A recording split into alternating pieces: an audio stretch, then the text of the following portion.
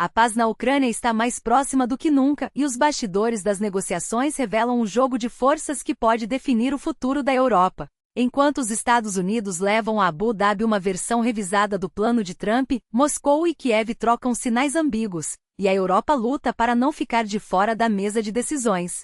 O secretário de Estado americano Marco Rubio, por exemplo, evita deliberadamente encontros com a chefe da diplomacia europeia, Kaja Kallas, num claro recado político.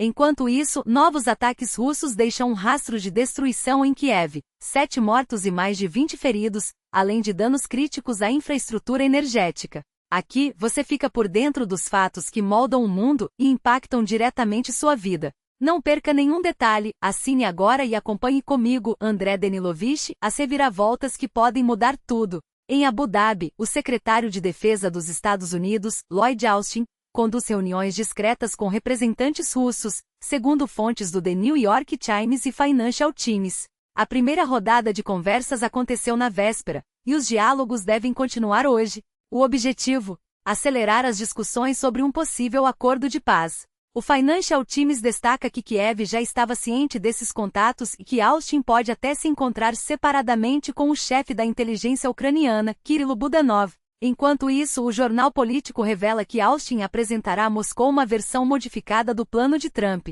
reduzida de 28 para 19 pontos após as negociações em Genebra. Os temas mais sensíveis, como questões territoriais, foram deixados para uma conversa direta entre Trump e Zelensky. A Casa Branca, por meio da porta-voz Karine Jean-Pierre, confirmou indiretamente a informação. Após Genebra, os Estados Unidos alinharam com a Ucrânia a maior parte do plano atualizado.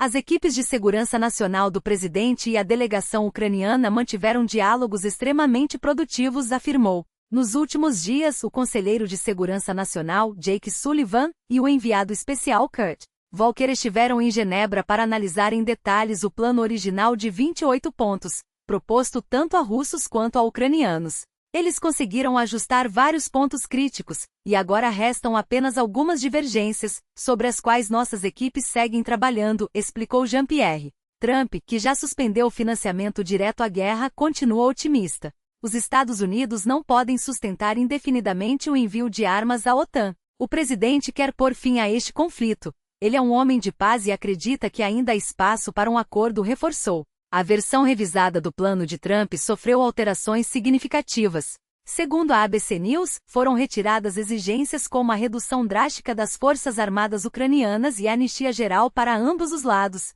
O documento, que antes tinha 28 itens, agora conta com 19. O Bloomberg aponta que também desapareceram cláusulas sobre a divisão dos lucros dos ativos russos congelados entre Estados Unidos e Ucrânia, além de formulações territoriais como o status do Donbas.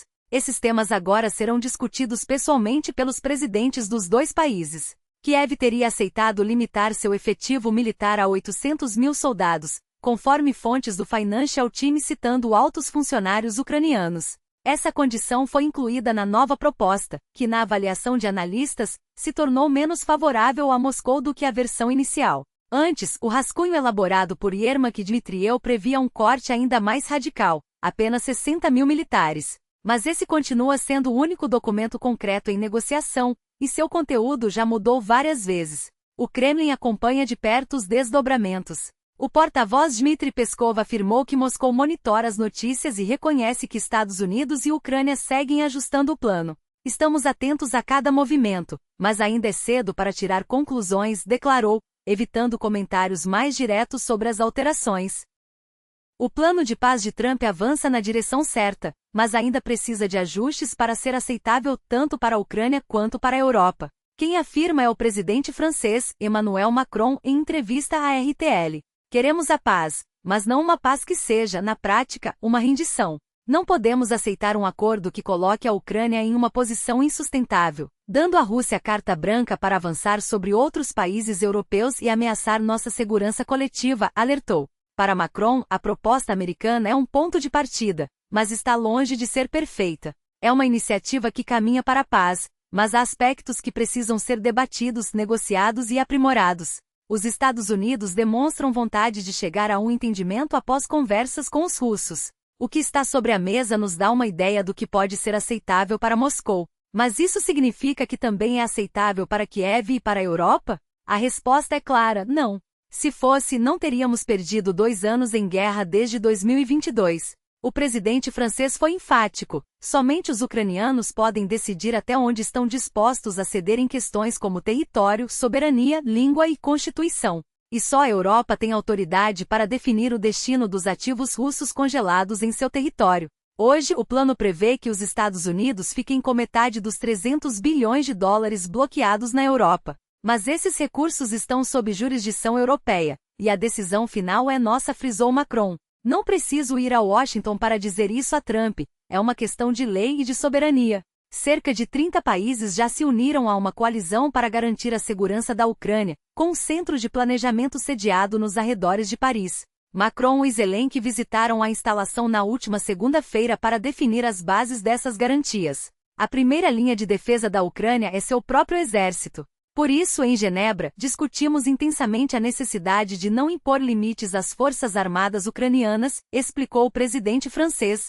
A obsessão russa, desde as negociações de Istambul em 2022, sempre foi reduzir o exército ucraniano a 50 ou 60 mil soldados. Isso é inaceitável. Não pode haver limites.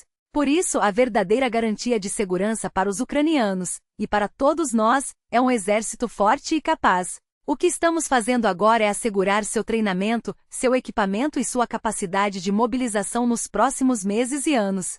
Estamos construindo forças de garantia, com a participação de militares franceses, europeus, britânicos e turcos, que no dia em que um acordo de paz for assinado, não em meio à guerra, e assumirão a responsabilidade de treinar e proteger, como já fazemos em outros países do flanco oriental da OTAN. As negociações entram agora em uma fase crítica. Para a Ucrânia, é essencial que a voz de Akalaz, um dos mais firmes defensores dos interesses de Kiev na Europa e um dos críticos mais contundentes da Rússia, seja ouvida com clareza. Valorizamos os encontros produtivos e construtivos realizados em Genebra entre as delegações ucraniana e americana, assim como os esforços incansáveis do presidente Trump para pôr fim a esta guerra. Nossa equipe alcançou um entendimento comum sobre os termos fundamentais do acordo discutido. Agora contamos com o apoio decisivo de nossos parceiros europeus para avançar, e esperamos, o mais breve possível, organizar a visita do presidente Zelensky aos Estados Unidos, em data a ser definida para novembro, a fim de concluir as etapas finais e formalizar o acordo com o presidente Trump. Há, porém, sinais preocupantes.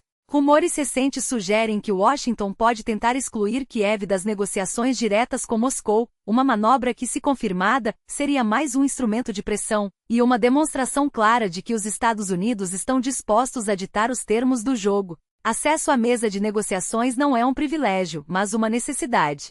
E a Ucrânia não aceitará ser tratada como espectadora em seu próprio futuro. Enquanto isso, a Rússia responde com violência às propostas de paz.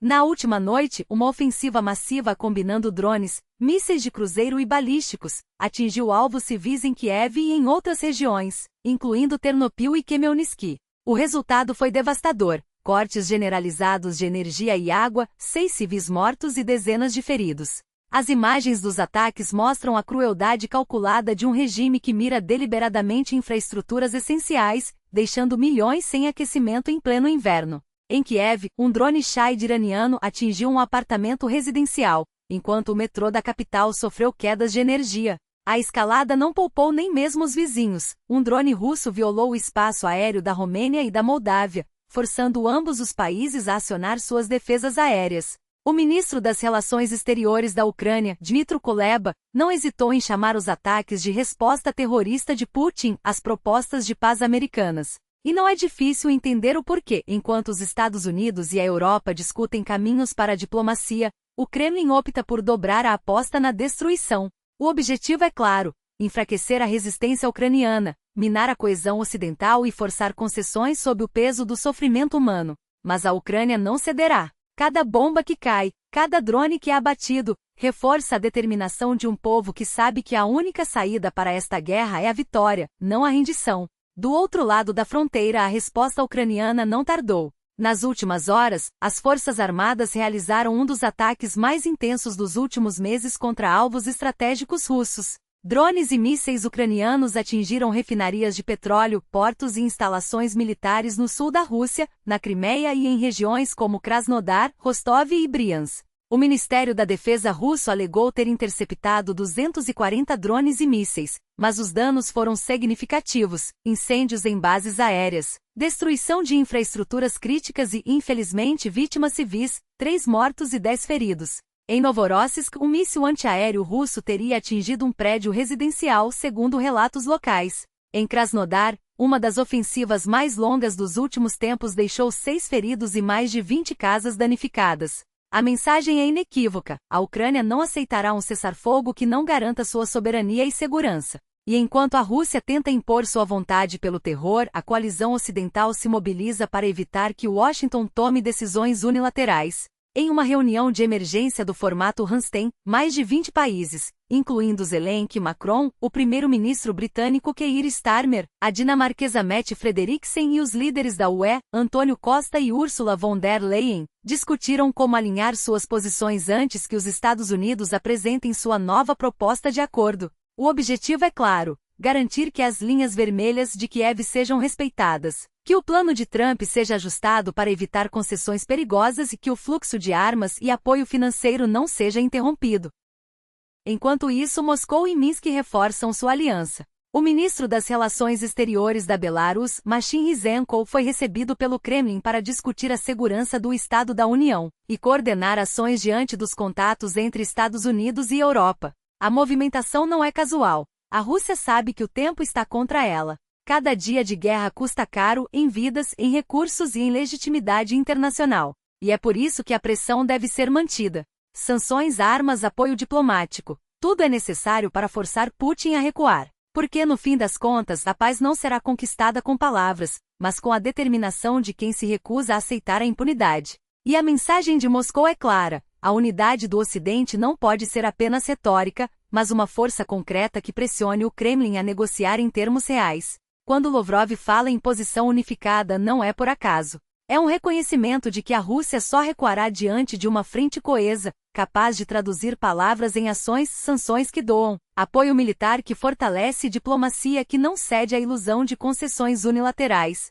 O suposto plano de paz russo não passa de uma cortina de fumaça. Baseado em acordos vagos e encontros obscuros, como o da cúpula no Alasca ou as conversas de Vancouver, ele tenta vender a ideia de que a Ucrânia deve aceitar o inaceitável, a perda de território em troca de promessas vazias. Mas o Ocidente não pode cair nessa armadilha. A paz não se constrói sobre a rendição, mas sobre a justiça, e a justiça exige que a Ucrânia mantenha sua soberania intacta. A Rússia joga com o tempo, esperando que o cansaço ou a divisão enfraqueçam a determinação dos aliados.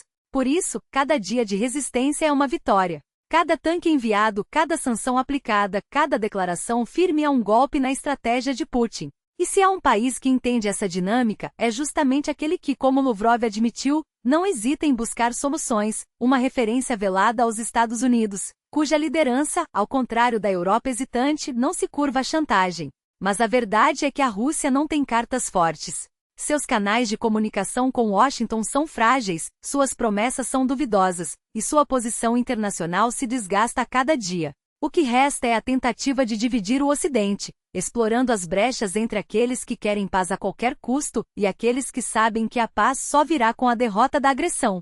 O caminho é claro: manter a pressão, fechar fileiras e deixar claro que não haverá negociação enquanto a Ucrânia não recuperar o que é seu. Porque no fim, a história não perdoa quem cede ao agressor. E o mundo já viu o preço da fraqueza.